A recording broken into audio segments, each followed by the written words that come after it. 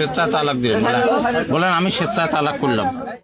এক অবিশ্বাস্য আর লজ্জাজনক সম্পর্ক যা ভেঙে চুরমার করে দিল দুটি সাজানো সংসার। আপন ছেলের শ্বশুরের সাথে শাশুড়ির পরকীয়া, আর তার জেরে একদিনেই একই সাথে ডিভোর্স হয়ে গেল মা ও ছেলের। নীলফামারী জেলার পোরগ্রাম ইউনিয়নে ঘটে যাওয়া এই লজ্জাজনক ঘটনাটি এখন পুরো এলাকার টক অফ দ্য টাউন।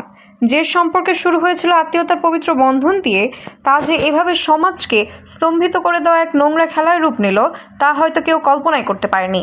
স্থানীয় সূত্রে জানা গেছে, ওই গৃহবধূ দীর্ঘদিন ধরে নিজের বেয়াই অর্থাৎ ছেলের শ্বশুরের সাথে পরকীয়া প্রেমে লিপ্ত ছিল।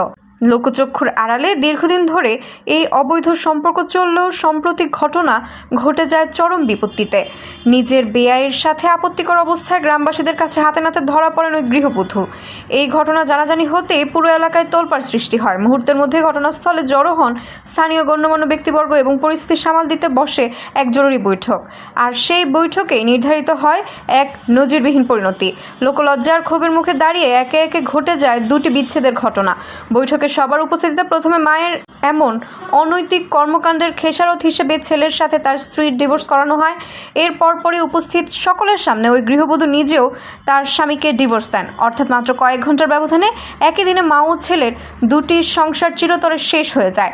সামাজিক যোগাযোগ মাধ্যমে এই ডাবল ডিভোর্সের খবর ছড়িয়ে পড়তে মুহূর্তেই ঝড় উঠেছে নেটিজেনদের মাঝে।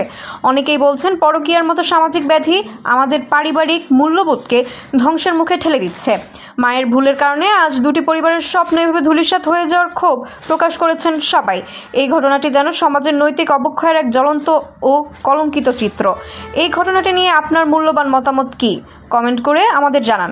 ভিডিওটি ভালো লাগলে লাইক এবং শেয়ার করতে ভুলবেন না। ধন্যবাদ। আদ্রিতা, ফোকাস 24।